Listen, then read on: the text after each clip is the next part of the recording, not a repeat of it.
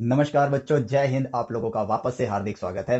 Numbers की ये जो जर्नी रही है ना हमारी, इसने हमें एक चीज तो सिखा दिया है कि नंबर्स के जरिए हम कुदरत को ऑब्जर्व अगर करते हैं तो ह्यूमैनिटी कई गुना ज्यादा इवॉल्व करती है। और इन नंबर्स ने हमें ताकत दी।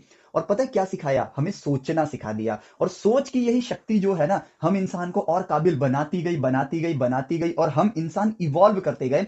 और आज जिस स्थिति में हम हैं, और आज से 10,000 साल पहले जो इंसान थे, उन दोनों के अंदर जमीन आसमान का, या फिर मैं कहूं अंतरिक्ष और जमीन का अंतर है। इतना डिफरेंस आ गया है। और ये ताकत, ये सुपर ह्यूमन ताकत हम लोगों को किसने प्रोवाइड करी? नेचर ने प्रोवाइड करी। हमें सिर्फ क्या करना था? हमें सिर्फ ऑब्जर्वर बनना था और नेचर से बात करनी थी मैथमेटिकली। और इसी सोच की शक्ति की वजह से हम लोग इवॉल्व करते गए। और यही सोच की शक्ति का आज हम लोग एक एक नमूना देखने वाले हैं कि इंसान ने एक ऐसी चीज खोज डाली जो कि आपको आज अचंभित भी करेगी। मतलब आप एक बार को थोड़ा सा आपको अजीब लगेगा, लेकिन यकीन मानो, नेचर के बेसिक लॉस को हम लोग फॉलो करेंगे, जो कहता है कि जो दिखता है वही सत्य है। और सिर्फ नेचर को ऑब्जर्व करो नंबर्स के जरिए। एंड नेचर ने कहा है, मैं आपको ज्ञान दूंगा, सिर्फ मुझसे बात करने की देर है और कुछ नहीं। तो यही काम इंसान ने करना स्टार्ट किया और एक ऐसी चीज खोज डाली जिससे हम लोग कहते हैं कैलकुलस। और वो जो कैलकुलस है ना, उसकी डिस्कवरी और उसकी खोज की शुरुआत किस तरह हुई, उसी जर्नी को हम लोग देखने वाले हैं। और ये वीडियो लेक्चर आप लोगों के लिए एक ग्राउंड ब्रेकिंग लेक्चर होगा। क्यों? क्योंकि आप समझोगे कि कैलकुलस एक्चुअली में है क्या, but not by definition, by understanding it from nature. Nature को ऑब्जर्व करके जब हम इसकी खोज करेंगे ना, तो हमें रियल अंडरस्टैंडिंग मिलेगी, इंस्टेड कि हम इसको डेफिनेशन के हिसाब से आगे बढ़ें और असली बात को जाने जो कि हमें नेचर ने सिखाया है। तो उस चीज को समझते हैं। अब देखो, इसीलिए मैंने आज का टाइटल थोड़ा यूनिक सा रखा है, एक ऑब्जर्वेशन ऐसी भी। तो ये जो ऑब्जर्वेशन है ना, इसकी शुरुआत होती है इंसानों की शक्ति से जो नेचर ने हमें दिया है, वो है हमारे सोचने की शक्ति। हमने सोचना स्टार्ट किया कि अगर हम चीजों को ऐड करते हैं, यानी कि उसमें चीजों को और जोड़ते हैं, जैसे कि नंबर के अंदर अगर मैं कोई नंबर जोड़ूं, या फिर मैं किसी क्वांटिटी को लेता हूं, उसमें थोड़ा और, मान लो एक गिलास पानी है, पानी अगर मैं उसमें थोड़ा थोड़ा करके भरता जा रहा हूं तो क्वांटिटी बढ़ती जाएगी। तो दिमाग में एक ख्याल आया, जस्ट एक क्यूरियस क्वेश्चन, कि अगर मैं जिंदगी भर ऐसा करता रहूं तब तो ये अनंत हो जाएगा, इनफाइनाइट हो जाएगा। और ये आंसर हमें सही भी लग रहा है हमारे प्रेजेंट लॉजिक्स के हिसाब से। तो इंसानों ने ऐसा सोचना स्टार्ट किया और इनकी यही सोच इनको एक पैराडॉक्सियल क्वेश्चन की तरफ लेकर आई, जो आज के टाइम पे शायद उतनी पैराडॉक्सियल नहीं होगी, क्योंकि आजकल हम ऐसी इक्वेशंस को ना as a mathematical miracle equations देखते हैं, बट एक्चुअली में ये एक ऑब्जर्वेशन होती है। बट क्योंकि इंफॉर्मेशन कहीं ना कहीं से हमने ली होती है तो उतना इंपैक्ट नहीं होगा। लेकिन सोचो उस इंसान के बारे में जिसने पहली बार इसको एक्सपीरियंस किया होगा। और एक्चुअली में देखा जाए तो आप भी अभी वही इंसान हो, अभी आप स्टूडेंट हो, आप भी अभी इस वक्त वही इंसान हो जो पहली बार इसको एक्सपीरियंस करने वाले हो। और वो एक्सपीरियंस और वो सोच ये थी कि अगर हम चीजों को ऐड करते जाएं तो वो जुड़ते, और इनफाइनाइट टाइम्स करें तो वो इनफाइनाइट होना चाहिए। और ये लॉजिक क्यों हमें सही लगता है? क्योंकि भाई जब हम कोई भी चीज ऐड करोगे तो क्वांटिटी बढ़ेगी ही, घटेगी थोड़ी। वो बढ़ेगी ही ना, घटेगी नहीं। और अगर वो बढ़ रही है तो बढ़ते बढ़ते कितनी बढ़ेगी? अगर इनफाइनाइट टाइम्स करोगे तो इनफाइनाइट तक जाएगी। और इसी सोच के साथ अगर हम देखें कि टू में अगर मैं वन ऐड करूं, फिर थ्री ऐड करूं, फिर हाफ ऐड करूं, फिर सेवन ऐड करूं, प्लस फाइव ऐड करूं, प्लस 0.00001 ऐड करूं, जब मैंने टू में वन ऐड किया तो क्वांटिटी बड़ी हो गई। फिर उसमें ये थ्री हो गई, थ्री में थ्री ऐड किया तो क्वांटिटी और बड़ी हो गई, सिक्स हो गई। फिर हाफ ऐड किया तो 6.5, यानी कि सिक्स से बड़ी हो गई। उसमें सेवन ऐड किया तो आपका हो गया ये सिक्स सिक्स 12 13, 13.5 हो गया। ये और बड़ी हुई, फाइव ऐड किया तो और बड़ी हुई, 13 और फाइव हो जाता है आपका 18, 18.5 हो गया। और 18.5 में एक बहुत छोटा नंबर भी ऐड करते हैं तो वो हो जाएगा 18.5 प्लस 0.00001। तो ये हुआ 18.5, 1 2 3 0 0 0 1। अब देखा जाए तो ये नंबर अभी भी इससे बड़ा है, और इसीलिए ये लॉजिक हमें एकदम सही लग रहा है। और जो कि सही भी है, गलत थोड़ी है इसमें कोई बात, इसमें हर चीज 100% ट्रू है। लेकिन जब हम नेचर में सोचना स्टार्ट करते हैं, नेचर को ऑब्जर्व करना स्टार्ट करते हैं, तो नेचर हमें कुछ अनोखी चीजें दिखाना स्टार्ट करता है। कहता है नेचर कि यार मैंने आपको सोचने की शक्ति दी, सोचो, देखो, मुझे ऑब्जर्व करो, और कुछ नया आपको मिलेगा ही मिलेगा। तो ऐसे ही सोचते सोचते एक दिन इंसान इस एक सिचुएशन पे पहुंचे कि यार अगर एक पॉइंट है ए, और यहां से यहां तक मैं एक 2 मीटर की डिस्टेंस ले लेता हूं, 2 मीटर का डिस्टेंस ले लेता हूं, ठीक है। अब नेचर में ऑब्जर्व करते करते हमारी सोच इस जगह तक पहुंच चुकी है। तो हमने कहा कि क्या हो अगर मैं पहले, ये टोटल लेंथ 2 मीटर की है, टोटल लेंथ 2 मीटर की है, ठीक है। पहले आप 1 मीटर चलो, ठीक है। तो आपने पहले 1 मीटर ट्रेवल किया, फिर कहा, इंसानों ने ऑब्जर्व करते हुए नेचर से अनोखे तरीके से बात करना स्टार्ट किया और बोला कि यार एक काम करते हैं, अभी हमने 2 मीटर का आधा डिस्टेंस ट्रेवल कर लिया है, तो बचे हुए डिस्टेंस का आधा डिस्टेंस ट्रेवल करते हैं। तो इंसानों ने सोचा कि यार चलो हाफ मीटर ट्रेवल करते हैं। तो अब मैं पहुंच गया हूं हाफ के, मतलब ये पहला 2 मीटर था, उसका हाफ गया, अब बचे हुए हाफ का हाफ ट्रेवल किया मैंने। ओके, तो हमने कहा क्यों ना इस क्रोनोलॉजी को आगे बढ़ाते हैं। तो हमने कहा ये बचा हुआ हाफ है, ये हाफ मीटर है, तो हाफ का हाफ चलते हैं। तो अब हमने कहा चलो हाफ का हाफ 1/4 हो जाएगा। Okay, no problem. तो हम हाफ के हाफ पे आ गए। फिर हमने कहा ये जो बचा हुआ पार्ट है इसके हाफ पे चलते हैं, तो वो 1/8 हो जाएगा। फिर हमने कहा कि बचे हुए जो पार्ट है उसका हाफ चलते हैं, तो 1/16 हो जाएगा। अब यहां पे ना, जैसा कि मैंने कहा था, कुदरत ने आपको शक्ति दी ऑब्जर्व करने की और सोचने की, ठीक है।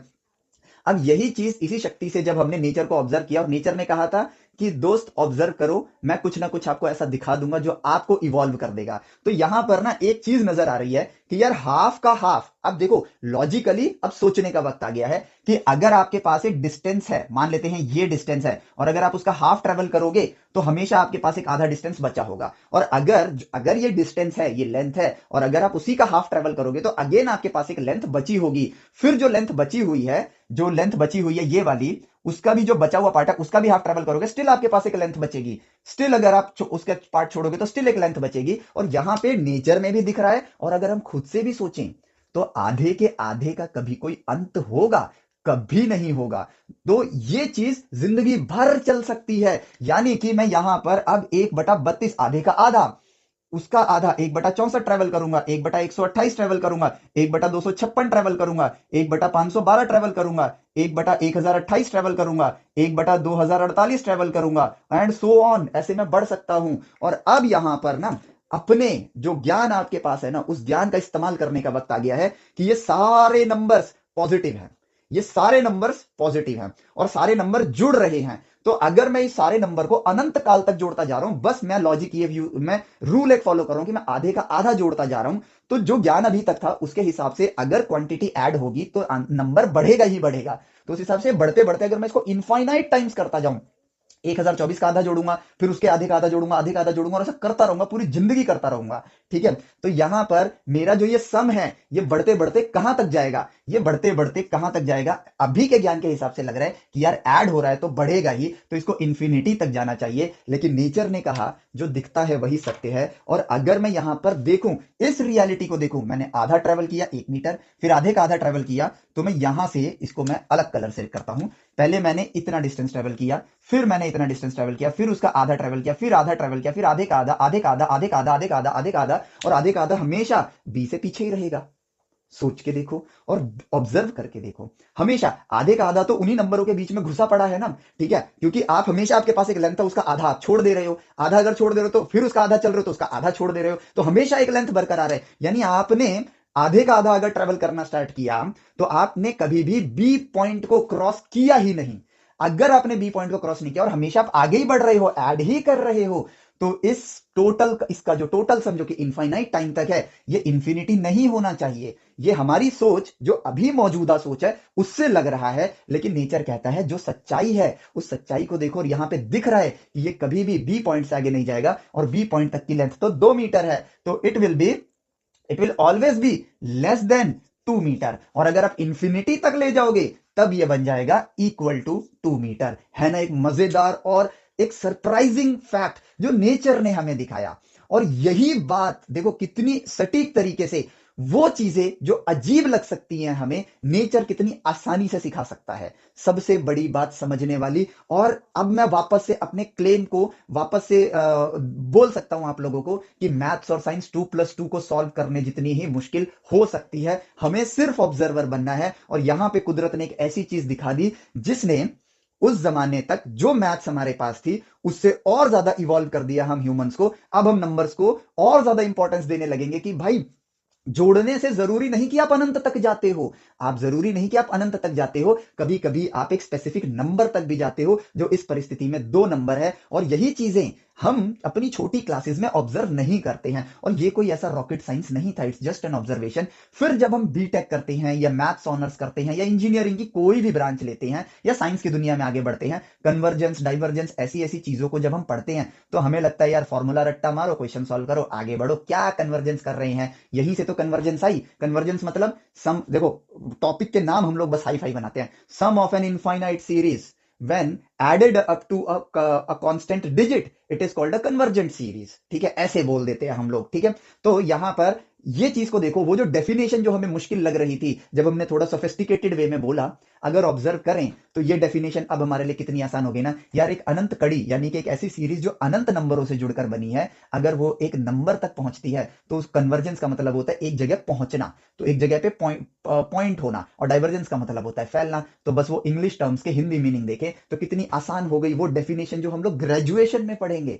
लेकिन वो चीज एक्चुअली में इतनी आसान थी कि आप अपनी छोटी क्लास में भी चीजों को देख सकते हो। यही बनाते हैं हमारे लूप होल्स, जिनकी वजह से हमारी मैथ्स हार्ड होती है, साइंस हार्ड हो जाती है। साइंस और मैथ्स आसान है, लूप होल्स को हमें कम करना है। और मजेदार बात, हम इवॉल्व कर रहे हैं, हम सोचने के नए नए तरीके सीख रहे हैं, किससे? नेचर से, जो कि बहुत आसान है। ऐसे ही इंसान सेल्फ डिपेंडेंट और सेल्फ लर्नर बनेगा। और ये देखो, अब आपको एक ऐसी दुनिया में लेके जाने वाला हूं ना मैं, ठीक है, जहां पर आपको एक सच्चाई का प्रूफ तो मिल चुका है जो कि नेचर ने अभी अभी आपको दिया है, जो दिखता है वही सत्य है। और इसी इसी चीज को आपको मानना है कि हम इंसानों ने नेचर के लॉस को नहीं बनाया है, हमने सिर्फ उनको खोजा है। और अगर हमने उसको खोजा है तो ये सब नेचर में एग्जिस्ट करता है। तो नेचर में जो दिख रहा है वही सत्य है, हमें अपने हिसाब से उसे मोल्ड नहीं करना है, हमें सिर्फ और सिर्फ एक खोजकर्ता की नजर से ज्ञान प्राप्त करना है नेचर से, और उसको ऑब्जर्व करना है। तो यहां पर एक चीज तो हमें समझ आ गई कि एक इनफाइनाइट सीरीज को अगर हम ऐड करते हैं और सारे नंबर्स पॉजिटिव हैं तो जरूरी नहीं है कि वो इंफिनिटी होगा, वो एक नंबर भी हो सकता है। ये ज्ञान हमें नेचर ने दिया, ये कोई डेफिनेशन नहीं है जो आपको याद करनी है, ये एक ऑब्जर्वेशन है जो आप लोगों को करनी है। और जो यहां से ज्ञान क्या प्राप्त हुआ? ज्ञान प्राप्त हुआ कि जो दिखता है वही सत्य है। अब यहीं से ना एक मजेदार चीजें शुरू हो गई, हमारी हमारी नंबर्स को लेकर ना क्यूरियोसिटी और बढ़नी स्टार्ट हो गई। और हमने कहा कि यार नंबर्स को अब नए पैमाने पे, नए नजरिए से देखना शुरू कर देना चाहिए, क्योंकि जितना हम नंबर्स के जरिए नेचर को ऑब्जर्व करते हैं, हमें नेचर के बारे में और पता चलता है। और जितना हम नंबर्स को ऑब्जर्व करते हैं, नेचर को ऑब्जर्व करने की हमारी शक्ति और ज्यादा बढ़ जाती है। यहां पे दो पॉइंट्स आ जाते हैं, जितना आप नंबर्स के जरिए नेचर को ऑब्जर्व करते हो, उतना आप नेचर को समझते हो, नेचर के लॉज को समझते हो, जिसे हम साइंस कहते हैं। और जितना आप नंबर्स को ऑब्जर्व करना स्टार्ट करते हो, जितने नंबर्स का ज्ञान आपके पास अभी है, उतना आप आपके सोचने की, ठीक है, सोचने की शक्ति और आपके नंबर्स को देखने की, मतलब आपकी ऑब्जर्व करने की जो शक्ति है ना नेचर को, वो भी और ज्यादा एनहांस हो जाती है। तो यहां मैथ्स और साइंस एक दूसरे के मतलब रिलेटिव्स की तरह है, क्लोज रिलेटिव्स की तरह है, दोनों एक दूसरे को इवॉल्व करने में मदद कर रहे हैं। नंबर्स के जरिए एक दूसरे को नहीं, हम इंसानों को नंबर्स के जरिए हम नेचर के लॉ सीखते हैं, और जब हम सीखते हैं तो वहां हमें नेचर के अंदर हमेशा एक पैटर्न नजर आता है, उसके जरिए हम नंबर्स की और शक्तियों को समझते हैं, और फिर हम और ज्ञानी होते हैं, हमें और सोचने की शक्ति मिलती है, तो हम नेचर को और ज्यादा इवॉल्व करते हैं। और ये एक ऐसा साइक्लिक प्रोसेस बन जाता है जो फॉरवर्ड बढ़ रहा है, आगे बढ़ रहा है और आपको इवॉल्व करवाता जा रहा है। ये है इंपॉर्टेंट लेसन जो कि हमें नेचर ने सिखाया है। तो अब देखो, इन्हीं चीजों के चलते इंसानों की ऑब्जर्व करने की क्यूरियोसिटी बढ़ती गई कि यार नेचर में तो बहुत अद्भुत चीजें एग्जिस्ट करती हैं। और उन्हीं क्यूरियोसिटी के चलते इंसान के मन में एक ख्याल आया, और वो ख्याल क्या आया कि यार एक लाइन को उसने देखना स्टार्ट किया, एक लाइन को उसने देखना स्टार्ट किया। तो उसने कहा लाइन के एंड पे एक पॉइंट है ए, एक पॉइंट है बी।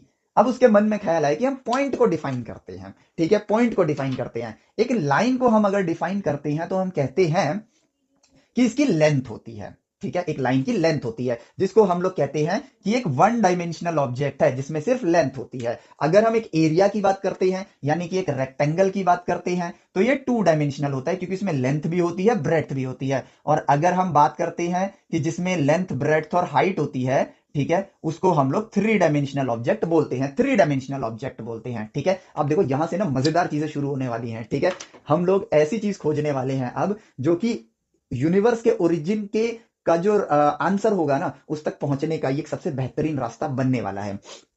तो अब ये थ्री डायमेंशन है जिसमें लेंथ, ब्रेड्थ और हाइट है, ये टू डायमेंशनल है जिसमें लेंथ और ब्रेड्थ है, ये वन डायमेंशनल है जिसके अंदर आपके पास एक लेंथ है।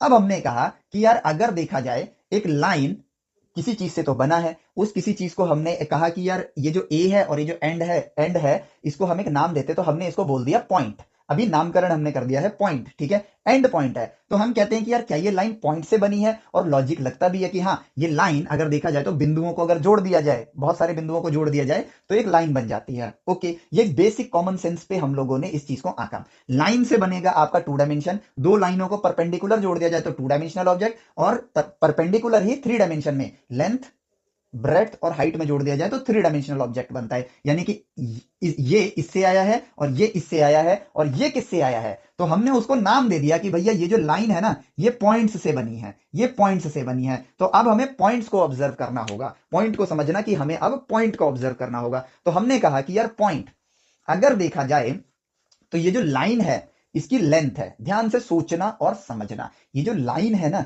इसकी लेंथ है। और अगर मैं कहूं कि यार अगर मैं इसके टुकड़े करना स्टार्ट करूं और मैं कहूं कि छोटे से हिस्से को हम पॉइंट बोलते हैं, छोटे छोटे हिस्से कर देता हूं, इसको मैं टुकड़े कर देता हूं, बहुत सारे टुकड़े कर दिए मैंने, ऐसे टुकड़े करते करते एंड तक आ गया, बराबर टुकड़े किए, छोटे हिस्से को हम लोग पॉइंट कहते हैं। फिर हमने कहा कि यार अगर मैं इसको जूम कर दूं, ठीक है, तो ये छोटा हिस्सा तो एक लाइन की तरह ही नजर आ रहा है। और अगर सोचा जाए कि अगर पॉइंट की भी लेंथ होगी तो पॉइंट और लाइन में क्या डिफरेंस है।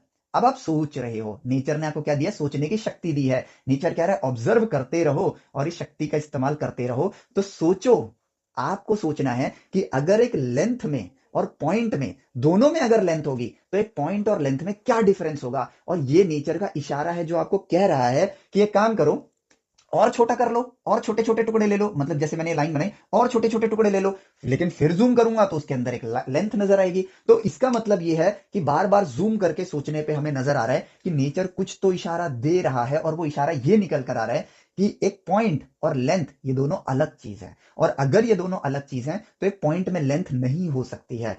अब दिमाग में थोड़ा सा ना, मतलब बिजली की तरंगे दौड़नी स्टार्ट होने लगी इंसानों के, और उसने कहा तो क्या इसका मतलब पॉइंट की कोई लेंथ नहीं होनी चाहिए, क्योंकि अगर मैं पॉइंट को एज्यूम करूं कि वो बहुत छोटा हिस्सा है इस लाइन का, लेकिन अगर वो चाहे कितना भी छोटा हो, चाहे वो कितना भी छोटा हो, क्योंकि नंबर्स के अंदर देखें तो 0 से लेकर 1 के बीच में इनफाइनाइट नंबर्स हैं, ठीक है, और 0 से लेकर 0.1 के बीच में भी इनफाइनाइट नंबर्स हैं। ऑब्जर्व करते जाओ, ठीक है, 0 से लेकर 0.00000001 के बीच में भी इनफाइनाइट नंबर्स हैं। और अगर मैं कहूं, बेशक चलो मैं इन दोनों नंबर्स को माइनस करता हूं तो लेंथ इतनी ही आएगी ना, बट स्टिल ये छोटा है बट इसकी लेंथ तो है। तो यहीं से नेचर ने इशारा दिया और हम ह्यूमंस ने फाइनली इस बात को कंक्लूड किया कि यार पॉइंट वो चीज होती है जिसकी कोई लेंथ नहीं होती है। यानी कि पॉइंट की ना लेंथ होगी, ना ब्रेड्थ होगी, ना हाइट होगी, ठीक है। और ये डेफिनेशन हमने नहीं बनाई है, ऑब्जर्वेशन के जरिए हमको नेचर बार बार इशारा कर रहा है कि अगर आप कहते हो कि बहुत छोटा हिस्सा है, लेकिन स्टिल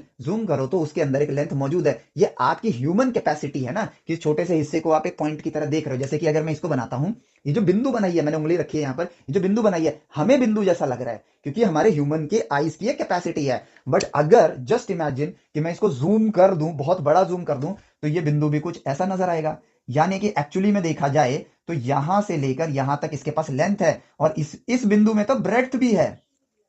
और अगर देखा जाए तो इस इंक की ना एक थिकनेस भी होती है, तो वो बहुत पतली सी इसकी हाइट भी है। तो अगेन एक थ्री डायमेंशनल बॉडी है। लेकिन हम अपनी सोच की पावर से अगर बढ़ते हैं और यहां पे सोचते हैं कि बहुत छोटा बहुत छोटा बहुत छोटा, बट स्टिल अगर उसमें लेंथ है, तो what is the difference between, क्या डिफरेंस रह गया पॉइंट में और लेंथ में, कोई डिफरेंस नहीं रह गया है। तो इसका मतलब नेचर का इशारा समझो, पॉइंट की लेंथ ब्रेड्थ और हाइट नहीं होती है, पॉइंट की लेंथ ब्रेड्थ और हाइट जीरो होती है। तो point is an exact zero. और यहां पे ध्यान से सुनना, यहां पे ना एक चीज हमारे इंडियन एजुकेशन सेक्टर के अंदर बहुत गलत है, हम क्लोज टू जीरो बोलना स्टार्ट कर देते हैं। No, that is absolutely wrong, वो पूरा गलत है। Point is exact zero. Observation की ताकत से समझो, पॉइंट आपका एग्जैक्ट जीरो है। और मैं एग्जैक्ट जीरो पे फोकस इसलिए भी कर रहा हूं क्योंकि कैलकुलस को हम लोग जब इस नजरिए से नहीं देखते हैं तो हम क्लोज टू जीरो बोल के क्या देते हैं कि यार क्लोज टू जीरो है ना, जीरो मान लो। भैया मान लो से नेचर नहीं चलता है, नेचर में जो है वही सत्य है। और ये दुनिया, अब जीरोस की दुनिया को हम डिस्कवर करने वाले हैं, क्योंकि अभी अभी हमने डिस्कवर किया पॉइंट को। पॉइंट की लेंथ ब्रेड्थ और हाइट होती है exact zero. A point is a zero dimensional thing, ठीक है। थ्री डायमेंशन के अंदर लेंथ ब्रेड्थ और हाइट है, टू डायमेंशन के अंदर लेंथ ब्रेड्थ है, यानी कि एक डायमेंशन हाइट का डायमेंशन यहां पे जीरो हो गया, ठीक है। और फिर वन डायमेंशन में ब्रेड्थ का डायमेंशन 0 हो गया, हाइट 0, ब्रेड्थ 0, सिर्फ लेंथ है। और पॉइंट क्या बना, इसमें तो लेंथ भी नहीं है, यानी पॉइंट क्या है, 0 डायमेंशनल एंटिटी है, जिसको हम एक्चुअली में देखा जाए तो देख ही नहीं सकते हैं भैया। जिसकी ना लेंथ है, ना ब्रेड्थ है, ना हाइट है, तो उसको आप देख ही कैसे सकते हो। इसका मतलब पॉइंट क्या है, पॉइंट एक ऐसी एंटिटी है जिसके पास कोई लेंथ नहीं है, यानी लेंथ किस और अभी मजेदार, ये इंपॉर्टेंट चीज थी मिटा दी, बट कोई नहीं, अभी तो आएगा ही, ठीक है। लेकिन जो डिस्कवर किया वो डिस्कवरी देखो हमें अमेज कर रही है, और इसी अमेजिंगनेस को अभी देखो, अभी हम और चरम सीमा पे लेके जाएंगे। तो अभी अभी डिस्कवर हुआ point is a 0 dimensional entity, ठीक है। लेकिन अब ये कई सवाल खड़े कर देती है, अब ये कई सवाल खड़े करने शुरू कर रही है, और ये सवाल जो है ना इंसान को कुछ सालों तक तंग करने वाला है। मैं उस जमाने की बात कर रहा हूं जब हमने शुरुआत करी थी इससे, अब ये इंसानों को काफी सालों तक तंग करने वाला है। और वो कैसे, प्रॉब्लम ये है ना कि हमारे पास जो ज्ञान है उसके साथ अब मतभेद शुरू होगा। हमें पता है कि अगर मैं कहूं कि पॉइंट एक 0 डायमेंशनल एंटिटी है, तो इसका मतलब पॉइंट क्या है, पॉइंट इज, इस वर्ड को ध्यान देना, नथिंग है, नथिंग है, यानी कि कुछ नहीं है पॉइंट। तो भाई जिसकी लेंथ ब्रेड्थ हाइट नहीं है, सोचना स्टार्ट करो, बहुत मजा आने वाला है। पॉइंट की कोई लेंथ नहीं है, तो पॉइंट एक्चुअली में क्या है, नथिंग, कोई लेंथ नहीं है उसकी। ओके, तो अब बात आती है कि अगर मैं लाइन को एज्यूम करूं, ठीक है। हालांकि यहां से पॉइंट की डेफिनेशन से एक और क्यूरियस क्वेश्चन निकल कर आता है, क्या हम इंसान लाइन को देख सकते हैं, जवाब है नहीं। क्यों नहीं देख सकते, क्योंकि लाइन में सिर्फ लेंथ है, ब्रेड्थ उसकी 0 है, ब्रेड्थ उसकी 0 है। तो इसका मतलब जो थिकनेस आपको दिख रही है ना, वो एक्चुअली में दिखेगी ही नहीं आपको। तो इंसान 3 डायमेंशनल वर्ल्ड में रहता है, तो हम इंसान सिर्फ 3 डायमेंशन को ही देख सकते हैं। क्योंकि अगर मैं इसको एरिया भी बना दूं, तो इसके पास लेंथ ब्रेड तो है, बट इसकी थिकनेस यानी कि हाइट है ही नहीं, तो हमें ये भी नजर नहीं आएगा। हम सिर्फ और सिर्फ 3 डायमेंशन बॉडी को देख सकते हैं, क्योंकि उसमें फिर एक वॉल्यूम आ जाता है, लेंथ ब्रेड और हाइट आ जाती है, हमें सिर्फ वही नजर आता है। तो इससे एक और बात पता चलती है कि एक 3 डायमेंशनल स्पीशीज जो होते हैं, वो एक 3 डायमेंशनल एनवायरमेंट को ही देख सकते हैं। वो 2D को नहीं देख सकते, वो 1D को नहीं देख सकते, और 0D को भी नहीं देख सकते, और वो 4D को भी नहीं देख सकते हैं। जो स्पीशी जिस डायमेंशन के लिए बना है, वो सिर्फ उसे देख सकता है। और यहीं से एक नए मैथ्स की भी शुरुआत होती है, जो आप आगे चल के पढ़ोगे, और बड़ी मजेदार मैथ होती है वो, ठीक है। तो अब देखो तो भाई लाइन, लाइन किससे बना है, ठीक है, लाइन बना है पॉइंट से, बट पॉइंट की लेंथ तो नथिंग है। यहीं से सवाल उठने शुरू होते हैं, लाइन बना है पॉइंट से, पॉइंट की लेंथ तो नथिंग है। तो अब हमारी जो नोन नॉलेज है, अगर उस पर फोकस करें, तो नथिंग प्लस नथिंग, ठीक है, इज इक्वल टू नथिंग। यही हमारी मेन नॉलेज है। अगर मैं कहता हूं कि मैंने आपको कुछ नहीं दिया, फिर कुछ नहीं दिया, तो 2 बार मैंने आपको कुछ नहीं दिया, तो बताओ मैंने आपको टोटल क्या कितना सामान दिया, तो आप कहोगे आपने तो मुझे कुछ नहीं दिया, है ना। ऑब्वियस ही बात है, लॉजिकल, ऑब्वियसली लॉजिकल। इसका मतलब 0 plus 0 is equal to 0, and this is absolutely true. और ये नेचर नहीं सिखाया है हमें। तो अब यहां पर प्रॉब्लम ये आई कि अगर इस लाइन के अंदर जो पॉइंट्स हैं, अगर सबकी लेंथ 0 है, सबकी लेंथ 0 है, पैराडॉक्सियल सिचुएशन उस सिचुएशन को कहते हैं जब आपके दो विचार मतभेद में आ जाते हैं, ठीक है।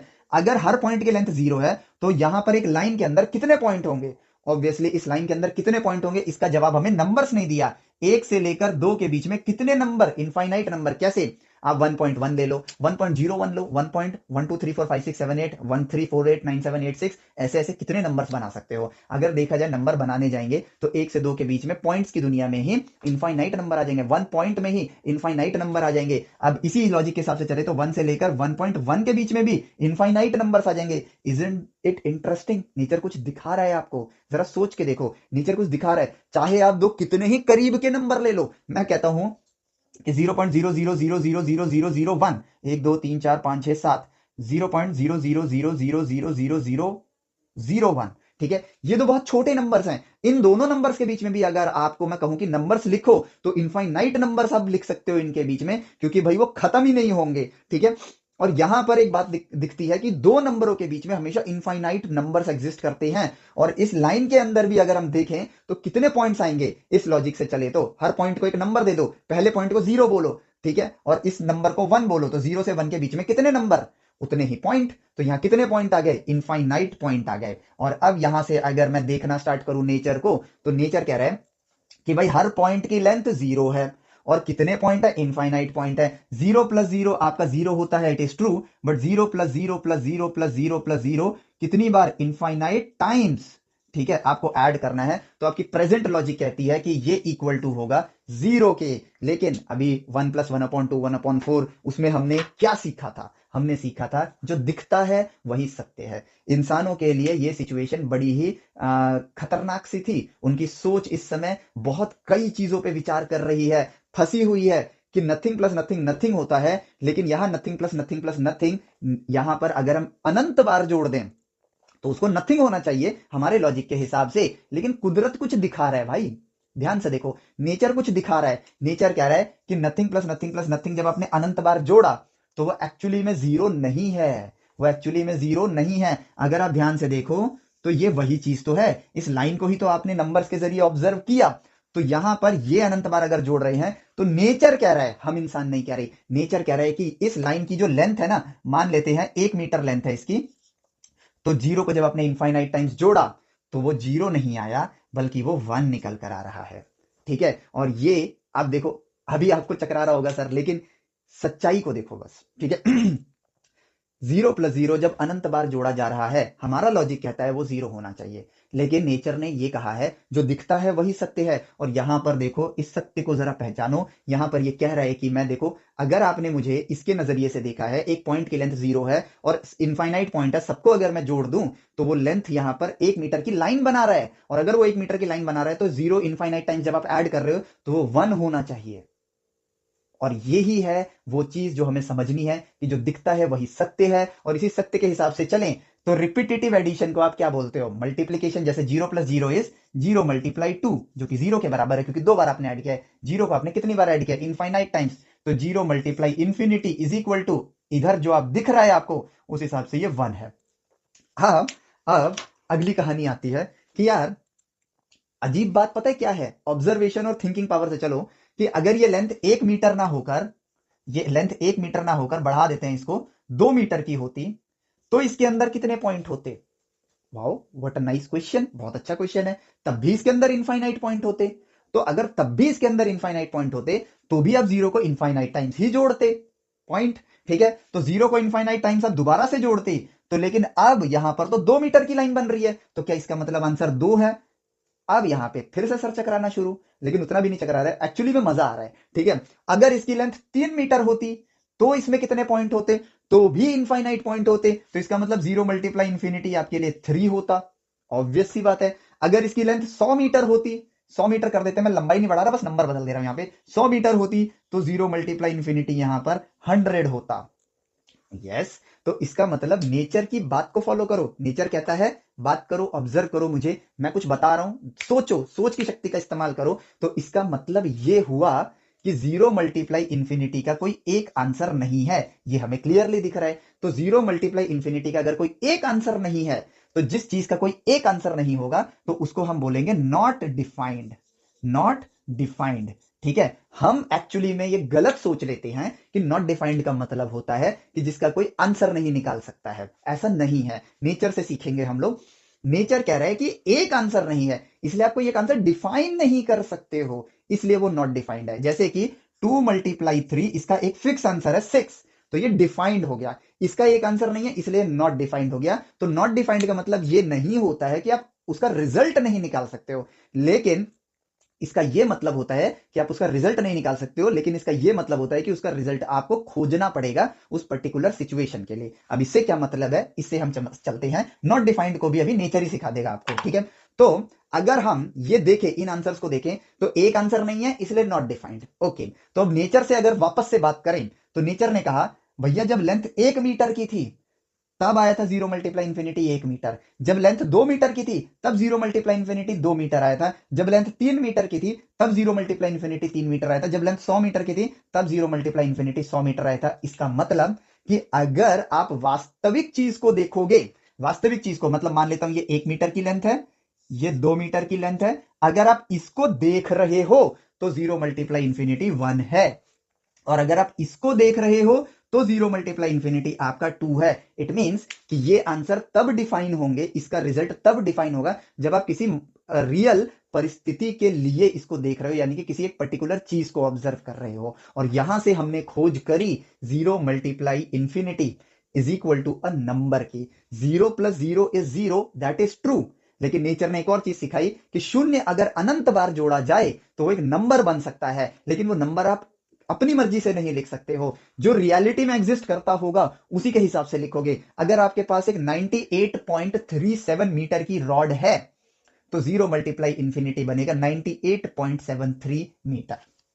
As simple as that. Means इसका आंसर रियलिटी पे बेस्ड है, इसका आंसर फिक्स नहीं है कि अब हम 2 × 3 = 6, ये रियलिटी में भी एग्जिस्ट करता है। और अगर आप वैसे भी सोचो, अच्छा मैं कहूं 2 × 3 क्या होता है, आप बोल दोगे 6, लेकिन मैं कहूंगा 0 × इंफिनिटी क्या होता है, तो आपके पास एक आंसर नहीं है, आपके पास तो इनफाइनाइट आंसर्स हैं, तो आप कहोगे नॉट डिफाइंड, पता नहीं है। लेकिन अगर मैं कहूं कि मेरे पास 1 मीटर की रॉड है, अब इसको देख के बोलो कि 0 × इंफिनिटी कितना, आप बोलोगे 1, क्योंकि इस समय वास्तविक चीज मौजूद है मेरे पास, क्योंकि इस परिस्थिति में वो इनफाइनाइट पॉइंट 1 मीटर की रॉड बना रहे हैं। ठीक है, अगर 2 मीटर की रॉड होती तो वही इनफाइनाइट पॉइंट 2 मीटर की रॉड बना रहे होते। इसका मतलब इंफिनिटी जो है वहां तक आप पहुंच नहीं सकते, बट इंफिनिटी, एक इंफिनिटी दूसरे इंफिनिटी से बड़ा भी है, छोटा भी है, लेकिन बराबर भी है, इसीलिए इंफिनिटी भी नॉट डिफाइंड होते, क्योंकि उसका भी कोई एक आंसर नहीं है। दो इंफिनिटी देखा जाए तो इसके अंदर जितने इनफाइनाइट पॉइंट थे, मान लेते हैं ये 1 मीटर है और ये दूसरा मीटर है, इसके अंदर जितने इनफाइनाइट पॉइंट थे उतने ही इनफाइनाइट पॉइंट यहां पर है, और इन्फिनिटी को तो हम गिन नहीं सकते हैं, तो इसके अंदर दुगने इनफाइनाइट पॉइंट है उसके आधे से,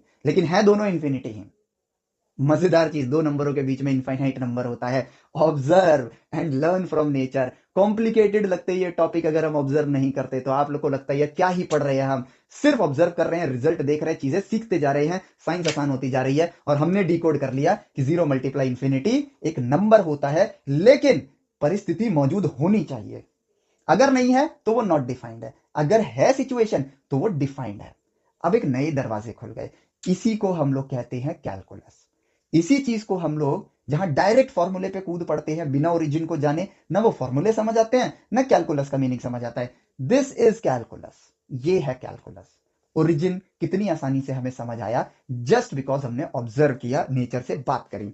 अब यहां पर अब मैं आपको इसको और वेरीफाई करता हूं, आपको सेटिस्फैक्टरी आंसर देता हूं। ठीक है, इस बात को तो हम लोग मान लेते हैं। देखो, नेचर कहता है कि कुछ बातें आप ऑलरेडी मान चुके हो, जरा उससे वेरीफाई भी करके देख लो, जो दिखता है वही सत्य है, इसके जरिए आपने मुझ पर भरोसा किया।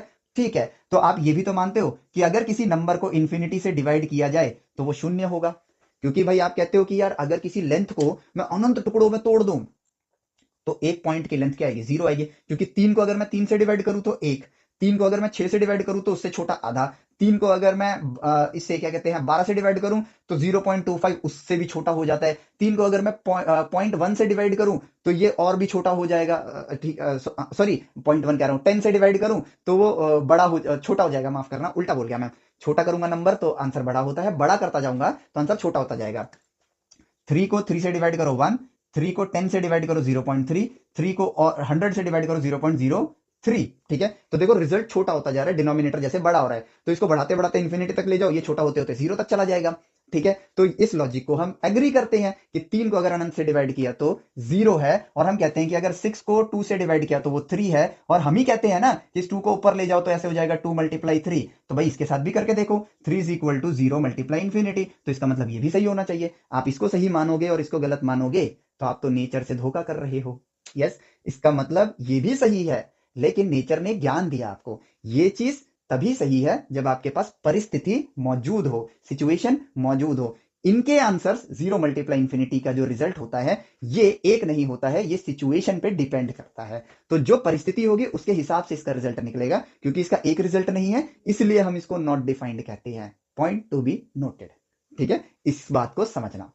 तो अब यहां पर आ जाता है कि भाई अगर ये सही है तो ये भी सही है, क्योंकि ये सही है तो ये सही है, ये सही है तो ये भी सही है। बस यहां पे हमें थोड़ा एक्स्ट्रा ज्ञान चाहिए था, और वो एक्स्ट्रा ज्ञान नेचर ने दे दिया, तो देखो हमें समझ आया।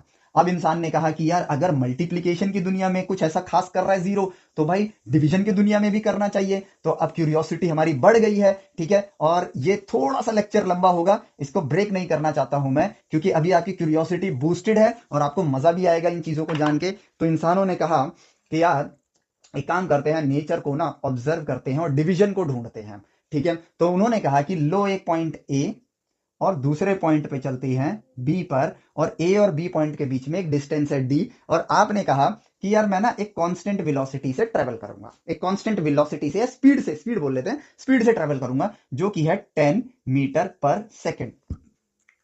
रूल वही है, एल्गोरिदम वही है। नेचर को ऑब्जर्व करो, बात करो। आप ए पॉइंट से लेकर बी पॉइंट तक हर वक्त 10 मीटर पर सेकेंड से ट्रेवल कर रहे हो।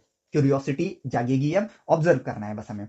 ओके, तो फिर हमने कहा कि यार अगर मैं 10 मीटर पर सेकेंड की स्पीड से ट्रेवल कर रहा हूं, ठीक है, ए से लेकर बी तक, मुझे एक वक्त लगेगा, ठीक है, एक वक्त लगेगा इस चीज को ट्रेवल करने में, क्योंकि एक लेंथ है यहां पर, ठीक है। तो उस वक्त के दौरान अगर मैं कहूं कि मान लेते हैं हमें 5 सेकंड लगे, तो इस 5 सेकंड के दौरान हर पॉइंट ऑफ टाइम पर मेरी वेलोसिटी क्या है? नेचर से पूछो, ठीक है, खुद से मत पूछो, नेचर से पूछो। नेचर से पूछो कि यार अगर मेरी वेलोसिटी कांस्टेंट है, स्पीड कांस्टेंट है, तो हर पल मेरी वेलोसिटी तो यही है ना। लॉजिक जो दिख रहा है वही सत्य है। हर पल तो मेरी वेलोसिटी यही है, क्योंकि मैंने अपनी वेलोसिटी बदली ही नहीं, मैंने अपनी वेलोसिटी बदली ही नहीं। तो स्पीड क्या होता है? स्पीड होता है डिस्टेंस अपॉन टाइम। एक्चुअली में डिस्टेंस ट्रेवल्ड अपॉन में टाइम टेकन, ठीक है। अब लॉजिक दिख गया, हर वक्त हर पल मेरी वेलोसिटी यही है, क्योंकि मैंने अपनी वेलोसिटी बदली ही नहीं है, और ठीक है, और स्पीड का फॉर्मूला हमें पता है, जो कि हमने कुदरत से ही खोजा है, ठीक है। तो हमने कहा कि यार एक पर्टिकुलर टाइम पर अगर मैं टाइम को, थिंकिंग पावर, सोचने की शक्ति, education is not learning of facts, it is the training of mind to think. ज्ञान जो है, एजुकेशन जो है, वो चीजों को याद करना नहीं बल्कि सोचना सीखना होता है, और वही सोच की शक्ति हमें नई नई चीजें डिस्कवर करवाएगी। तो हमने कहा कि यार एक पर्टिकुलर टाइम पर, पर्टिकुलर टाइम, यहां पे मान लेते T0, यहां पे T5 है, पर्टिकुलर टाइम पर हमने टाइम को फ्रीज कर दिया, यानी कि टाइम को स्टॉप कर दिया। अगर टाइम रुक गया, मान लो मैं चलता हुआ जा रहा हूं, टाइम रुक गया, तो मैं फ्रीज नजर, जैसे अभी आपको आया ऐसा ही नजर आऊंगा। तो एग्जैक्टली यहां पर इस मूवमेंट पर आप फ्रीज नजर आओगे। लेकिन वास्तविकता कह रही है हर पल आपकी वेलोसिटी 10 मीटर पर सेकेंड है। ध्यान से देखो, हर पल आपकी वेलोसिटी एट, जो पता है वो लिख लेते हैं, एट एवरी एवरी पॉइंट, यहां पे मैं पॉइंट लिख रहा हूं, पॉइंट की कोई लेंथ नहीं होती, यानी पर्टिकुलर पॉइंट की बात कर रहा हूं, at every point of time, ठीक है, माई वेलोसिटी और स्पीड जो भी कह लो इज 10 मीटर पर सेकेंड। ये दिख रहा है, नेचर से हमने देख लिया है। टाइम फ्रीज कर दिया, टाइम अगर फ्रीज कर दिया तो क्या टाइम बढ़ेगा? नहीं बढ़ेगा। तो इसका मतलब एक पर्टिकुलर पॉइंट ऑफ टाइम पर अगर मैं अपनी वेलोसिटी को जानना चाहता हूं, जिसको मैं क्या बोलूंगा, ऑब्वियसली वो एक पर्टिकुलर टाइम है, तो मैं इसको बोलूंगा इंस्टेंट। इंस्टेंट, इंस्टेंट का मतलब 2 पॉइंट ऑफ टाइम नहीं होता है, 2 पॉइंट ऑफ टाइम पे वो एवरेज कहलाएगा। इंस्टेंट मतलब दिस इज, ये वाला पॉइंट, ये वाला पॉइंट। अगर टाइम 0 है, यहाँ पे T0 है, यहाँ पे T5 है, मान लेते ये है T इज इक्वल टू 2.3। 2.3 मतलब 2.3, 2.300001 भी नहीं, एग्जैक्टली 2.3 की बात कर रहा हूं। एक पर्टिकुलर टाइम पर अगर मैंने अपनी वेलोसिटी को जानना चाहता हूं, तो वो कहलाएगी इंस्टेंट वेलोसिटी या इंस्टेंट स्पीड, ठीक है, इंस्टेंट स्पीड। तो मैं अपनी इंस्टेंट स्पीड जानना चाहता हूं, टाइम को मैंने रोक दिया है T इज इक्वल टू 2.3 पे। तो भैया टाइम रुका हुआ है, तो टाइम टेकन क्या आएगा? टाइम टेकन, इस पॉइंट पे वेलोसिटी निकालनी है, तो टाइम चल ही नहीं रहा है, तो भैया टाइम अगर मूव नहीं कर रहा है तो टाइम टेकन का मतलब होता है T2 माइनस T1, ठीक है। तो यहाँ T2 और T1 तो एक ही पॉइंट ऑफ टाइम है, यानी कि टाइम टेकन क्या हो रहा है? 0। भैया टाइम रुका हुआ है, टाइम बढ़ रहा है, आगे नहीं बढ़ रहा है, तो बढ़ ही नहीं रहा है, तो टाइम टेकन इंस्टेंट वेलोसिटी के लिए क्या होगा? 0। और अगर आप फ्रीज हो, तो क्या आप अपनी पोजीशन चेंज कर रहे हो? Obviously not. तो यानी पर डिस्टेंस ट्रेवल्ड क्या है? 0। और नेचर क्या कहता है कि आपकी वेलोसिटी कितनी है यहां पर?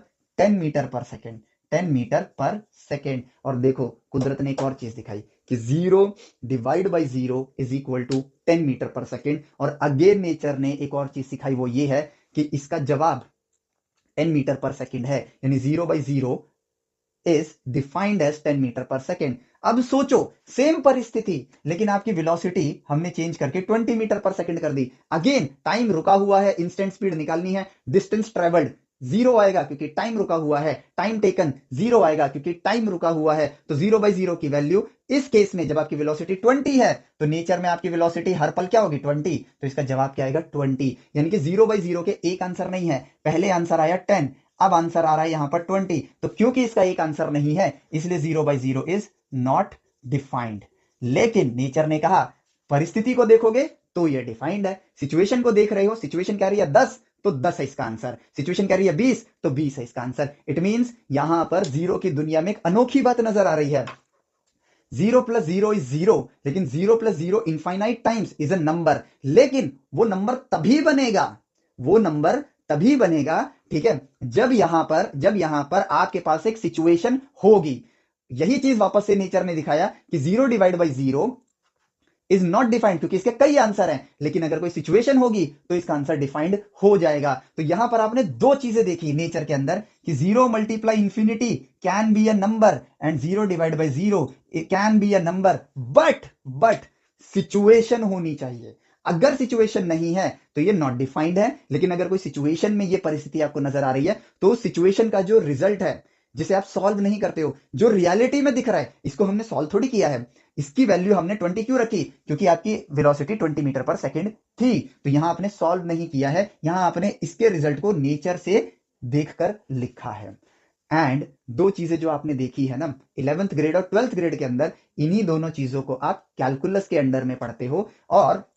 और एक बात ध्यान रखना, ये सिर्फ इसलिए बोल रहा हूं क्योंकि हर कोई बोलता है क्लोज टू जीरो, बट आपने देखा ये एग्जैक्ट जीरो है। तो यहां पर close to zero is a wrong concept. अगर हम रॉन्ग कॉन्सेप्ट को सही मान लेंगे तो भविष्य में कैलकुलस के जरिए जीरो मतलब नथिंग, नथिंग मतलब ये ब्रह्मांड किससे आया है, कुछ नहीं से ही तो आया है। उस कुछ नहीं को समझना अगर हमें होगा और हमारा बेस ही गलत होगा, ठीक है। हालांकि हम ये तो पढ़ते ही नहीं है, हम डायरेक्ट फॉर्मूला से स्टार्ट करते हैं और डेफिनेशन से स्टार्ट करते हैं, जो कि प्योरली रॉन्ग है। हम ये सोचते हैं कि ये चीजें मुश्किल है, बट आप मुझे कमेंट करके बताना क्या एक्चुअली में मुश्किल है? नहीं है। और यही है एक्चुअल चीज जो आप लोगों को समझनी है।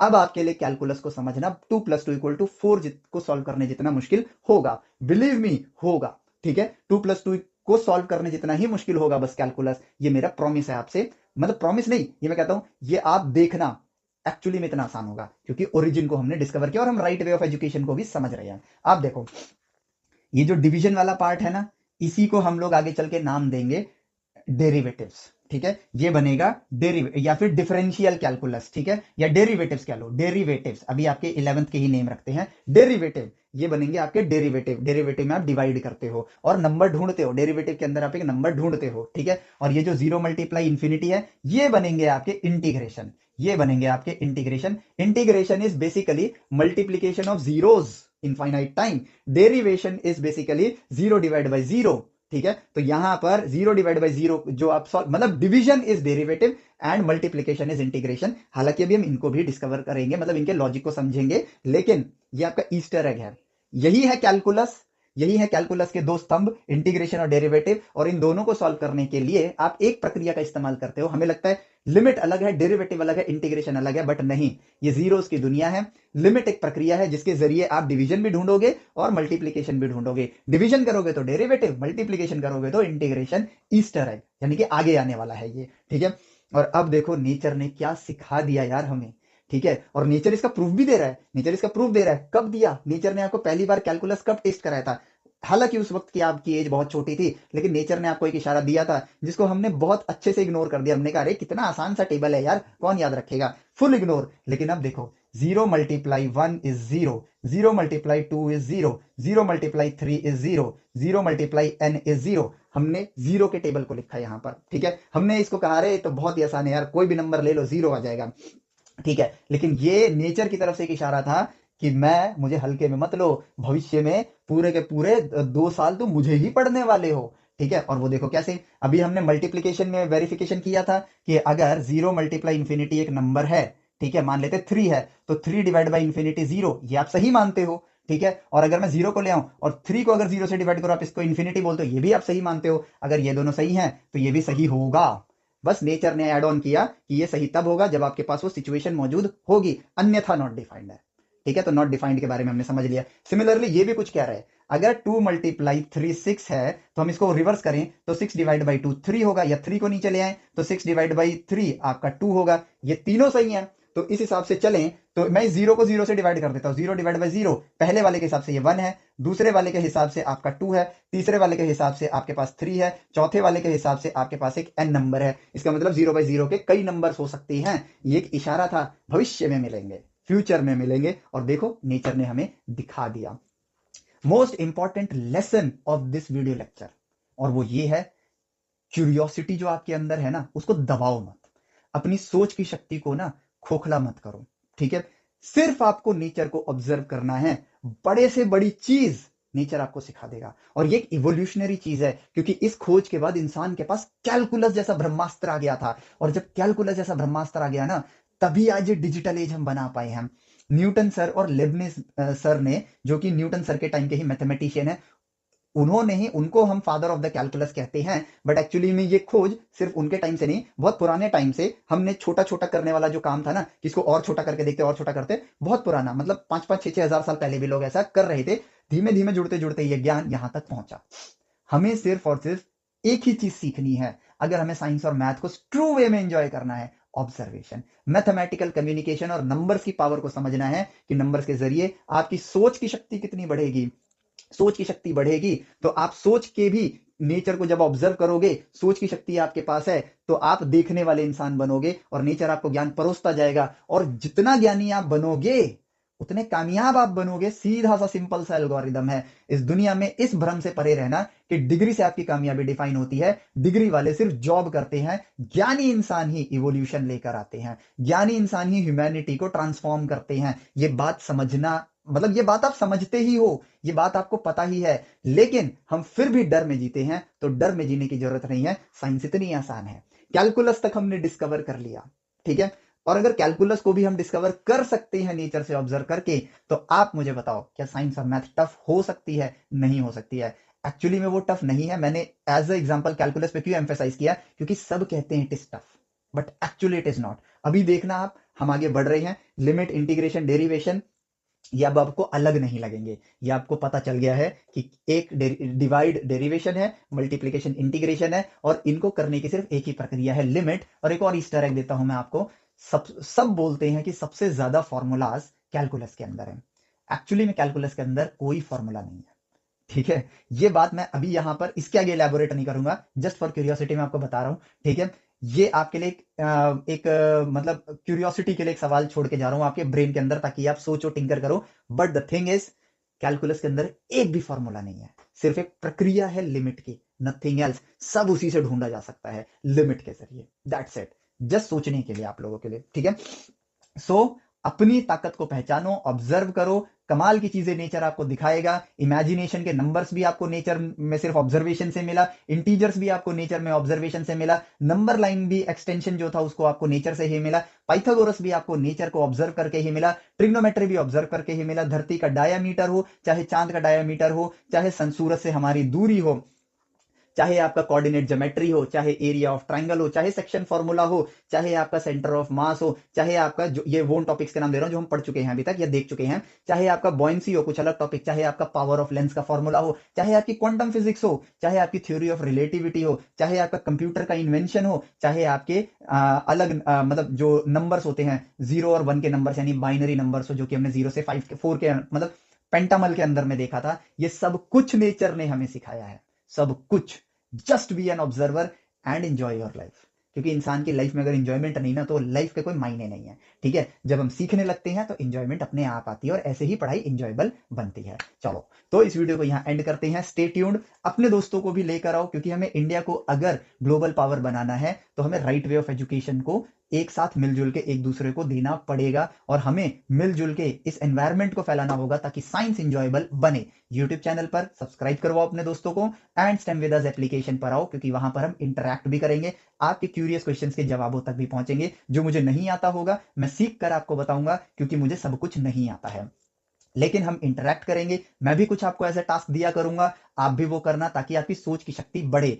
Stem Vedas is not a coaching centre जो सबसे कंपीट करने आया है। स्टेम वेदास एप्लीकेशन एक लाइब्रेरी है जो आपको राइट वे ऑफ एजुकेशन दिखाने आया है, क्योंकि कंपीट करके हम नेशन का भला नहीं कर सकते हैं। हम सबको राइट वे ऑफ एजुकेशन को फॉलो करना जरूरी है, इसलिए हर कोई स्टेम वेदास एप्लीकेशन पर आए, सिर्फ बच्चे नहीं, बड़े लोग भी आए।